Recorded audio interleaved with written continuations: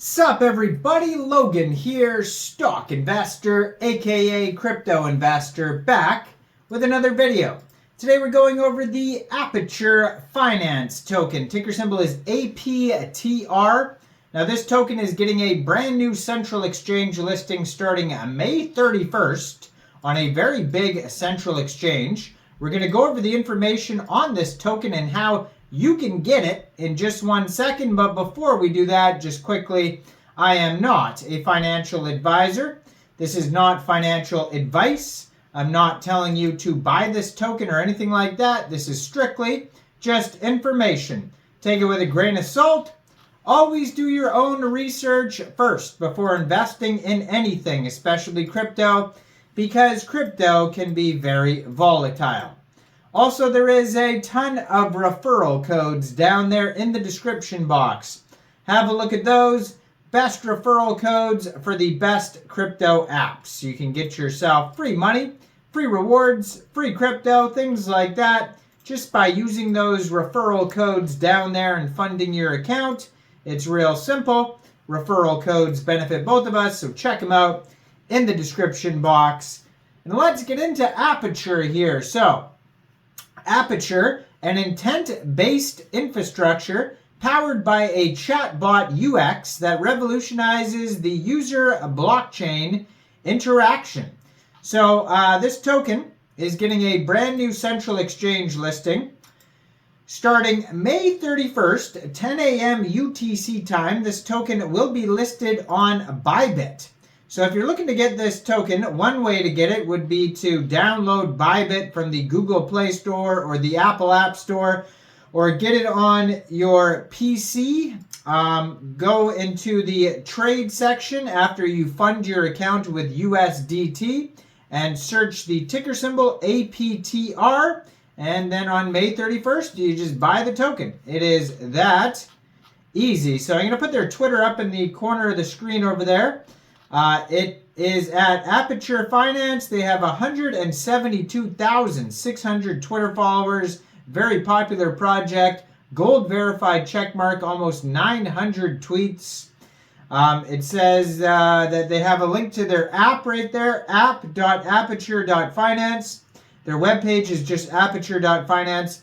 And the full link tree is on there as well. And the link tree will take you to their DApp, dashboard, landing page, light paper, Twitter, Discord, Medium, Warpcast, Telegram, logo, media kit, all sorts of stuff there. So, Aperture is building a novel chatbot UX powered by an underlying intense infrastructure that will enable users to declare their goals in a natural language and tap a network of solvers to receive a better execution and better pricing than what is possible under the current transactional paradigm.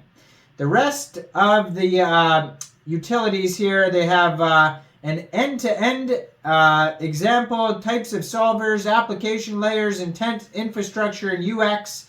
So the UX, Aperture LLM powered by an intense DSL. So LLM is large language model.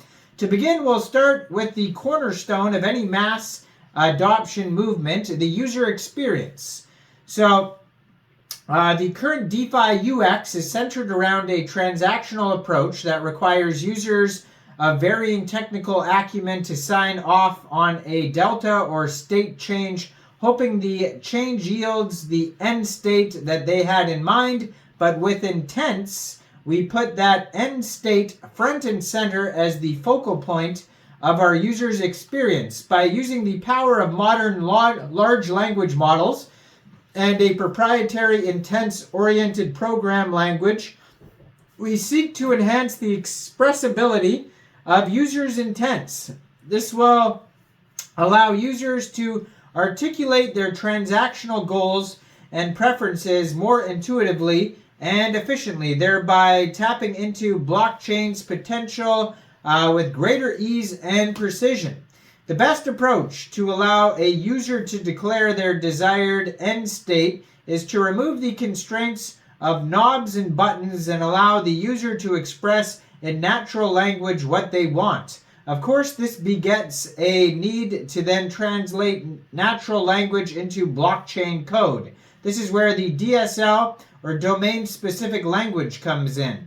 A domain-specific language, DSL, is the specialized computer language tailored to a particular application domain, distinguishing it from general language, purpose languages, GPLs, that are applicable across a broad spectrum of domains. This design is a utilization of DSLs are integral to the domain engineering, often involving the creation of new DSLs or the adoption of existing ones to express problems and solutions more effectively within a specific domain. So in Aperture, the DSL is crafted with a focus on human readability, crucial for supporting clear and intuitive intent expression. This approach differs from other DSLs that may prioritize aspects like programmatic efficiency or machine-level optimization. On Aperture, the LLM bridges the gap between technical functionality and user-friendly interfaces by allowing the user to express in natural language their intent and having the same intent mirrored back to them in a highly readable DSL that can then be served up as solvers as the declaration of truth for this user. So they have an analogy that you can check out on their light paper. So the DSL translation might mirror back to the end user eligible assets, actions permitted, end goal number 1 or 2, or sign intent declaration if correct. And then they go over the underlying infrastructure, which is the ZK simulate for data validity, intents clearinghouse, aka mempool, ranking of execution engine, verification of smart contracts. So they have the solvers DAO, and then the relationship between the solvers DAO and Aperture, the decentralized autonomous organization. How will solvers compete and what types of solvers might exist on-chain versus off-chain. And then they have the solver vaults. So they show you all sorts of graphs and things like that on their document section. But yeah, their link tree. Also, if you want to check out Medium articles, they have tons of info on there. If you join the Telegram, you can get involved with the conversation on there. And their Twitter is going to have all sorts of new updates, especially listing updates. If you follow the Twitter in the corner of the screen there, they're going to show you, besides Bybit, I'm sure this will also be listed on a bunch of other exchanges as well. So maybe if Bybit is not available in your country, you're going to be able to get this token off of other central exchanges and decentralized exchanges as well. They talk about Uniswap and PancakeSwap being integrated, all sorts of stuff here. They're doing Airdrop, so follow their Twitter for updates. Let me know in the comment section down there, what do you guys think about this token? Do you think this is a good investment or not? Like this video, subscribe for daily crypto videos where I go over the newest coins and tokens and what their info and utility is. And thanks for watching, everybody. Y'all have a great day out there. Peace out.